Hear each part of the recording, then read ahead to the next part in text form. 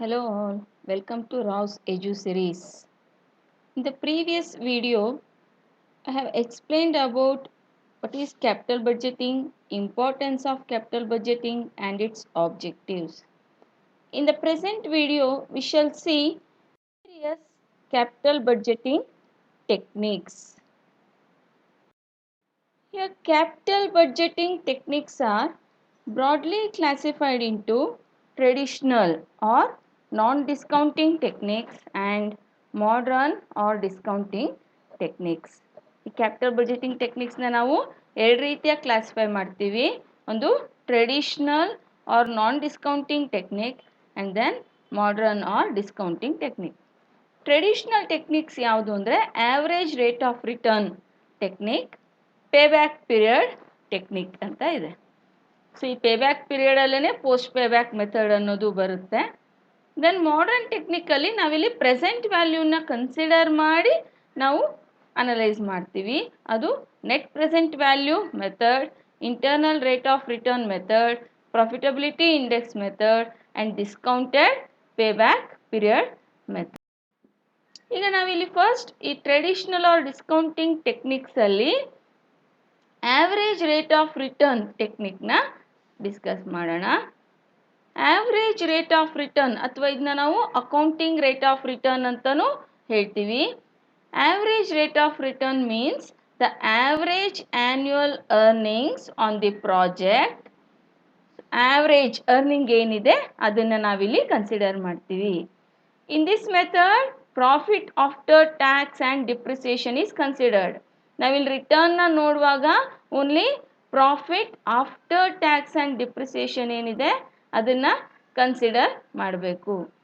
So average rate of return equals average profit after tax divided by average investment over the life of the project into 100. ಈ ಫಾರ್ಮುಲಾನ apply ಮಾಡಿ ನಾವು calculate ಮಾಡ್ಬೋದು. So ಇಲ್ಲಿ average profit ಅಂದರೆ total profit after tax and depreciation ಏನು ಬರುತ್ತೆ ಅದು divided by number of years, ಎಷ್ಟು ವರ್ಷಕ್ಕೆ ನಾವು ಮಾಡಿದ್ದೀವಿ. ಸೊ ರಿಟರ್ನ್ ಕೊಟ್ಟಿದ್ದಾರೆ ಅದು.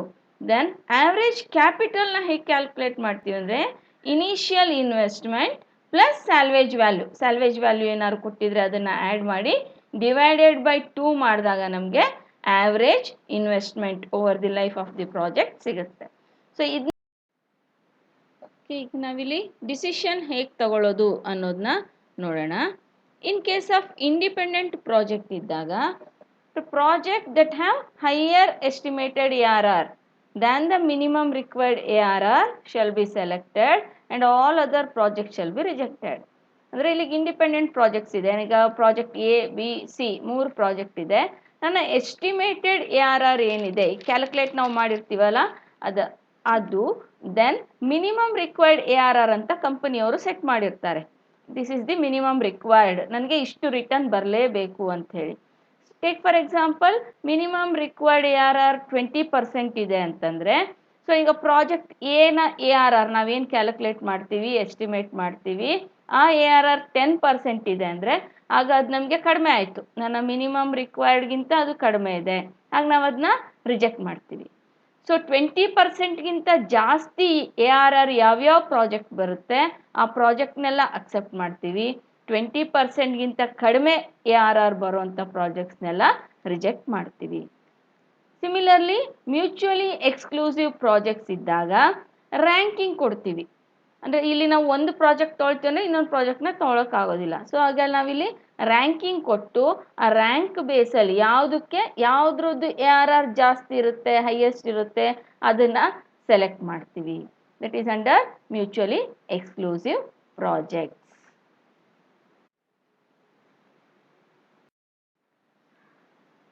ಸೊ ಇಲ್ಲಿ ನಾವೀಗ ಹೌ ಟು ಕ್ಯಾಲ್ಕುಲೇಟ್ ARR ಅನ್ನೋದನ್ನ ನೋಡೋಣ.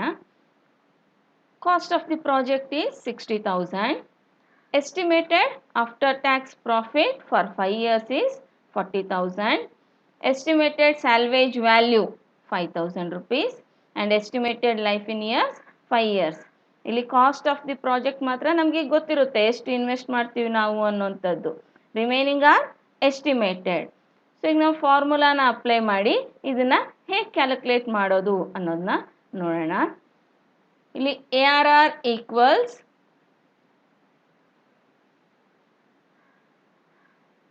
average profit after tax and average investment over life of the project into 100 ಅಂದಿದೆ. Average profit means total profit after tax and depreciation. ಇಲ್ಲಿ total profit ನಮಗೆ 40,000 ಇದೆ. So that 40,000 we have taken here. Then life, estimated life, that is 5 years. So 40,000 divided by 5, it comes to 8,000. ಅದೇ ಥರ average capital ಅಥವಾ average investment ನಾವು ನೋಡಿದರೆ ಇಲ್ಲಿ initial investment ಅಂದರೆ ಕಾಸ್ಟ್ ಆಫ್ ದಿ ಪ್ರಾಜೆಕ್ಟ್ ಅಂತ ಹೇಳಿದ್ವಲ್ಲ, that one initial investment that is 60,000 plus salvage value. Salvage value is ₹5,000 ಇದೆ, divided by 2. So 60,000 plus 5,000 divided by 2, that is 65,000 divided by 2 means 32,500 ಆಯಿತು. So ARR equals 8,000 and 32,500 into 100. So it comes to 24.61%.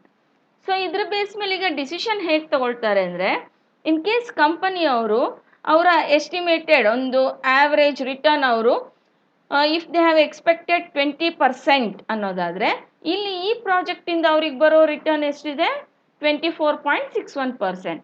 So ಆವಾಗ ಅವರು ಈ ಪ್ರಾಜೆಕ್ಟ್ನ accept ಮಾಡ್ಕೋಬೋದು. In case ಅವರ estimated return ಬೇಕು ಅನ್ನೋ 30% ಇದ್ದಾಗ ಇಲ್ಲಿ ನಮಗೆ ಬರೋಂಥ ಪ್ರಾಫಿಟ್ ಎಷ್ಟಿದೆ, ಆವ್ರೇಜ್ ರಿಟರ್ನ್ 24.61% ಇದೆ, ಅಂದರೆ ಕಡಿಮೆ ಆಗುತ್ತೆ. ಸೊ ಆವಾಗ ಅವರು ಸೊ ಅದೇ ಥರ ಪೇಬ್ಯಾಕ್ ಪೀರಿಯಡ್ನ ಹೇಗೆ ಕ್ಯಾಲ್ಕುಲೇಟ್ ಮಾಡೋದು ಅನ್ನೋದನ್ನ ನೋಡೋಣ. Payback period technique, that is the second technique. It is the period within which the entire cost of a project will be completely recovered. ಅಂದರೆ ಟೇಕ್ ಫಾರ್ ಎಕ್ಸಾಂಪಲ್, ನಾನೀಗ 1,00,000 ರೂಪೀಸ್ ಒಂದು ಪ್ರಾಜೆಕ್ಟಲ್ಲಿ ಅಥವಾ ಒಂದು ಅಸೆಟ್ಗೆ ಇನ್ವೆಸ್ಟ್ ಮಾಡ್ತಾ ಇದ್ದೀನಿ ಅಂದರೆ, ನನಗೆ 1,00,000 ರೂಪೀಸ್ ಎಷ್ಟು ವರ್ಷಕ್ಕೆ, ಎಷ್ಟು ಟೈಮ್ಗೆ ನನಗೆ ವಾಪಸ್ ಬರುತ್ತೆ ಅನ್ನೋದನ್ನ ಏನು ಕ್ಯಾಲ್ಕುಲೇಟ್ ಮಾಡ್ತೀವಿ, ಅದನ್ನೇ ನಾವು ಪೇ ಬ್ಯಾಕ್ ಪೀರಿಯಡ್. ನನಗದು ಯಾವಾಗ ವಾಪಸ್ ಬರುತ್ತೆ ನಾನು ಹಾಕಿರೋಂಥ ಇನ್ವೆಸ್ಟ್ಮೆಂಟ್ ಅನ್ನೋದು. ಇದನ್ನು ಕ್ಯಾಲ್ಕುಲೇಟ್ ಮಾಡೋದಕ್ಕೆ 2 ಟೈಪ್ಸ್ ಇದೆ. ಅಂದರೆ if cash inflow is constant every year, ಅಂದರೆ ಪ್ರತಿ ವರ್ಷವೂ ನನಗೆ ಕ್ಯಾಶ್ ಇನ್ ಫ್ಲೋ ಅದರಿಂದ ಬರೋವಂಥದ್ದು ಕಾನ್ಸ್ಟ್ಯಾಂಟ್ ಇದ್ದರೆ 50,000 50,000 50,000 ಈ ಥರ ಇರ್ಬೋದು. ಸೊ ಈ ಥರ ಕಾನ್ಸ್ಟ್ಯಾಂಟ್ ಆಗಿದ್ದರೆ ನಾವಾಗ ಈ ಫಾರ್ಮುಲಾನ ಅಪ್ಲೈ ಮಾಡ್ತೀವಿ. That is PBP equals investment divided by constant annual cash flow. In case cash inflow constant ಆಗಿ ಇರದೇ ಇದ್ದಾಗ, ಅಂದರೆ ಒಂದು ವರ್ಷ ಈಗ 10,000 ಬರ್ಬೋದು, ನೆಕ್ಸ್ಟ್ ಇಯರ್ 50,000 ಬರ್ಬೋದು, ಅದರ ನೆಕ್ಸ್ಟ್ ಇಯರ್ 80,000 ಬರ್ಬೋದು, ಒನ್ಸ್ ಅಗೇನ್ 50,000 ಬರ್ಬೋದು, ಈ ಥರ ಕಾನ್ಸ್ಟೆಂಟ್ ಆಗಿ ಇಲ್ಲದೆ ಇದ್ದರೆ ಆವಾಗ PBP equals complete year plus required inflow, ಇನ್ನು ಎಷ್ಟು ಬೇಕು ಅನ್ನೋಂಥದ್ದು, required inflow divided by inflow of the next year. ಈ ಬೇಸ್ ಮೇಲೆ ನಾವು ಕ್ಯಾಲ್ಕುಲೇಟ್ ಮಾಡ್ತೀವಿ. ಸೊ ಈಗ ಈ ಬೇಸ್ ಮೇಲೆ ಪೇಬ್ಯಾಕ್ ಪೀರಿಯಡ್ ಬೇಸಲ್ಲಿ ನಾವು ಹೇಗೆ ಡಿಸಿಷನ್ನ ತಗೊಳ್ಳೋದು ಅನ್ನೋದನ್ನ ನೋಡೋಣ. In case of independent projects ಇದ್ದಾಗ, the projects that have payback period less than the minimum required payback period shall be selected and all other project shall be rejected. ಈಗ ಮಿನಿಮಮ್ ರಿಕ್ವೈರ್ಡ್ ಪೇಬ್ಯಾಕ್ ಪೀರಿಯಡ್, ನಾನೀಗ 1,00,000 invest ಮಾಡ್ತಾ ಇದ್ದೀನಿ ಅಂದರೆ ಅದಕ್ಕೆ ನಾನು minimum required payback period ನನಗೆ 3 years ಅಂತ ನಾನು ಇಟ್ಕೊಂಡಿದ್ರೆ, ಅದಕ್ಕಿಂತ ಕಡಿಮೆ ಪೇಬ್ಯಾಕ್ ಪೀರಿಯಡ್ ಬರುವಂಥ ಪ್ರಾಜೆಕ್ಟ್ನೆಲ್ಲ ನಾನು ಅಕ್ಸೆಪ್ಟ್ ಮಾಡ್ಕೊಳ್ತೀನಿ. ಅದಕ್ಕಿಂತ ಜಾಸ್ತಿ ಪೇಬ್ಯಾಕ್ ಪೀರಿಯಡ್ ಇರುವಂಥ ಪ್ರಾಜೆಕ್ಟ್ನ ನಾನು ರಿಜೆಕ್ಟ್ ಮಾಡ್ತೀನಿ. ಸಿಮಿಲರ್ಲಿ ಮ್ಯೂಚುವಲಿ ಎಕ್ಸ್ಕ್ಲೂಸಿವ್ ಪ್ರಾಜೆಕ್ಟ್ಸ್ ಇದ್ದಾಗ ನಾನಿಲ್ಲಿ ರ್ಯಾಂಕಿಂಗ್ ಕೊಡ್ತೀನಿ ಪೇಬ್ಯಾಕ್ ಪೀರಿಯಡ್ಗೆ. ಇದರಲ್ಲಿ ಫಸ್ಟ್ ರ್ಯಾಂಕ್ ಯಾವುದಕ್ಕೆ ಕೊಡ್ತೀನಿ, ಯಾವುದ್ರದ್ದು ಪೇಬ್ಯಾಕ್ ಪೀರಿಯಡ್ ತುಂಬ ಕಡಿಮೆ ಇರುತ್ತೆ, ಶಾರ್ಟೆಸ್ಟ್ ಪೇಬ್ಯಾಕ್ ಪೀರಿಯಡ್ ಯಾವುದಿರುತ್ತೆ ಅದಕ್ಕೆ ರ್ಯಾಂಕ್ 1 ಕೊಡ್ತೀನಿ. ಆ ರ್ಯಾಂಕ್ ವೈಸಲ್ಲಿ ನಾನು ಪ್ರಾಜೆಕ್ಟ್ನ ಚೂಸ್ ಮಾಡ್ತೀನಿ.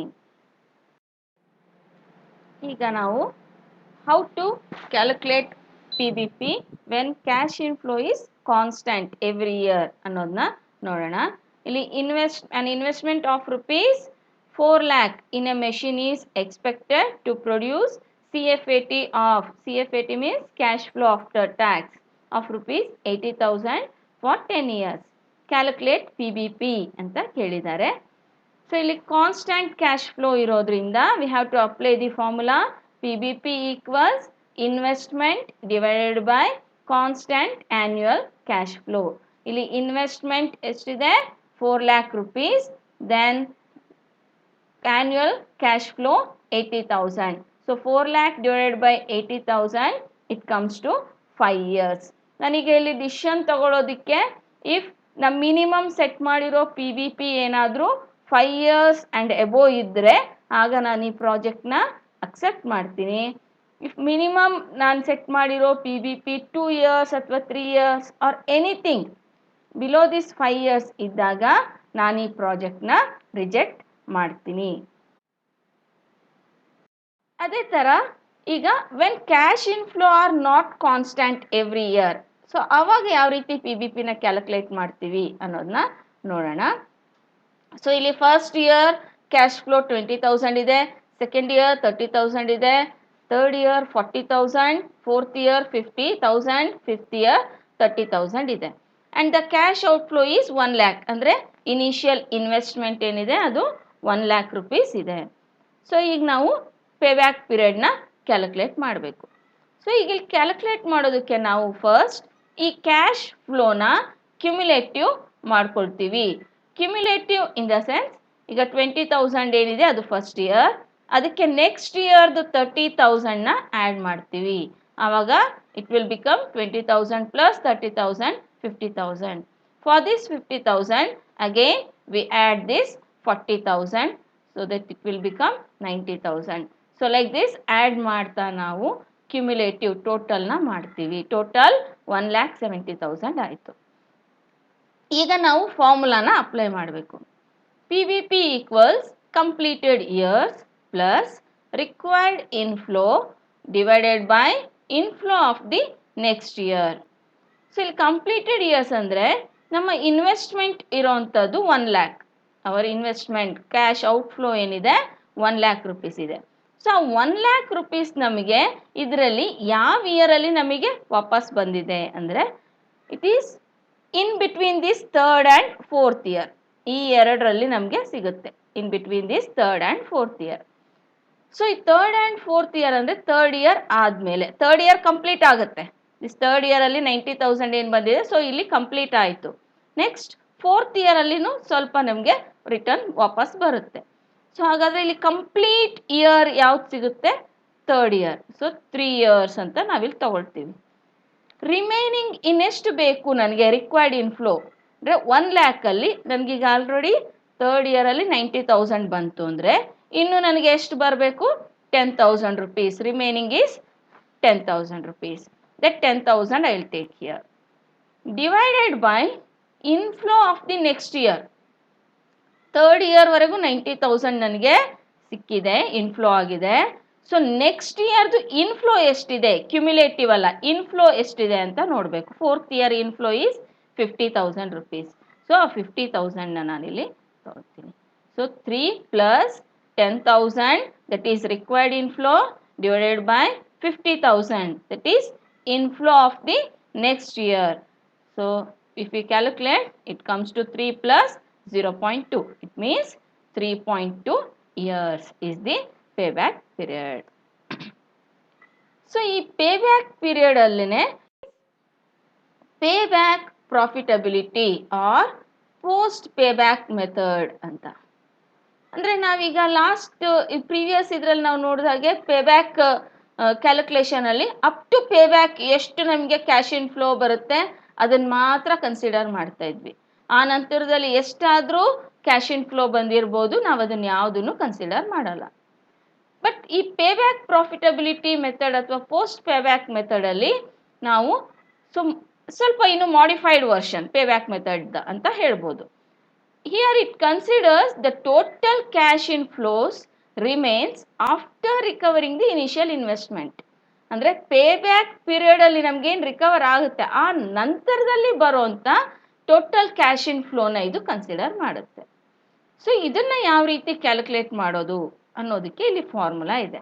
That is when cash inflow is constant every year ಇದ್ದಾಗ, ಕಾನ್ಸ್ಟೆಂಟ್ ಆಗಿದ್ದಾಗ, payback profitability equals annual cash inflow into expected life of the project minus payback period. So ಆಗ ನಮಗೆ payback profitability ಸಿಗುತ್ತೆ. And if cash inflow are not constant every year, ಆವಾಗ payback profitability equals total cash inflow minus initial investment ಮಾಡಬೇಕು. So ಇದನ್ನು ಯಾವ ರೀತಿ calculate ಮಾಡೋದು ಅನ್ನೋದನ್ನ ನೋಡೋಣ. ಈ ಪ್ರಾಬ್ಲಮಲ್ಲಿ payback period and post payback period profitability ಹೇಗೆ ಕ್ಯಾಲ್ಕುಲೇಟ್ ಮಾಡೋದು ಅನ್ನೋದನ್ನ ನೋಡೋಣ. SKS company is considering the purchase of a machinery. 2 machineries are there, A and B.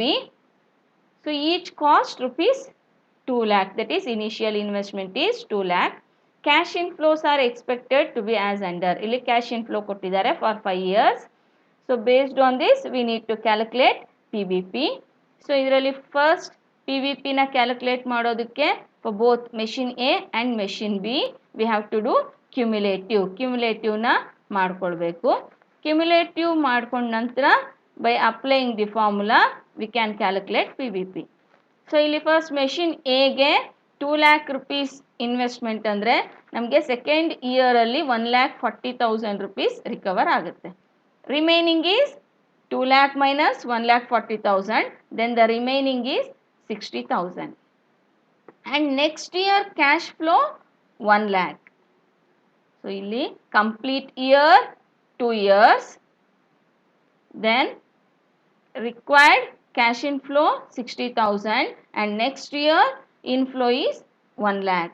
When we divide this 60,000 by 1 lakh we get 0.6.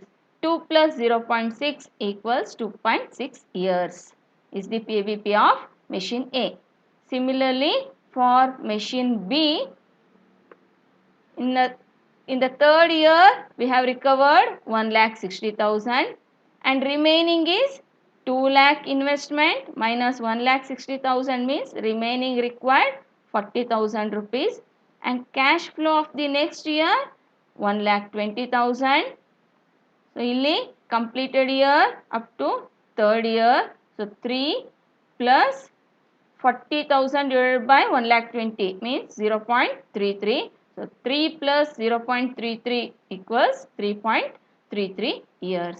So ಇಲ್ಲಿ ಈ ಎರಡೂ ಪ್ರಾಜೆಕ್ಟ್ನ ನಾವು compare ಮಾಡಿದಾಗ project A ನ PBP ಕಡಿಮೆ ಇದೆ. ಹಾಗಾಗಿ decision is machine A is to be considered because it has shorter payback period.